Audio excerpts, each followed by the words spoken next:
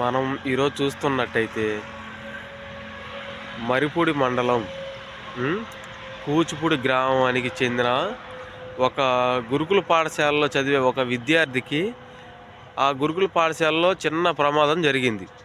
దానికి ఇప్పుడున్న ప్రభుత్వం, మన టీడీపీ ప్రభుత్వం, కొండేపి ఎమ్మెల్యే గారు స్వామి, ఆయన పేరు స్వామి, కొండేపి ఎమ్మెల్యే గారు వెంటనే స్పందించి ఆ పిల్లగాడి దగ్గరికి వచ్చి 2 లక్షల రూపాయల ఆర్థిక సహాయం చేశాడు.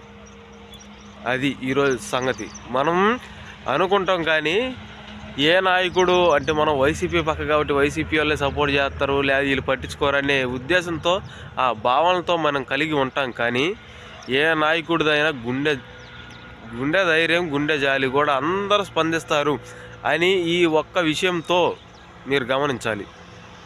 అది చంద్రబాబు నాయుడు పక్క ఉన్న ఎమ్మెల్యేలు కూడా మనకి సహాయం చేసే ఎమ్మెల్యేలు చాలామంది ఉన్నారు. ఏదైనా ప్రమాదం జరిగితే అప్పటికప్పుడే వెంటనే మనల్ని ఆదుకునే ఎమ్మెల్యేలు కూడా ఉన్నారు. అందులో మన కొండేపి నియోజకవర్గం ఎమ్మెల్యే మన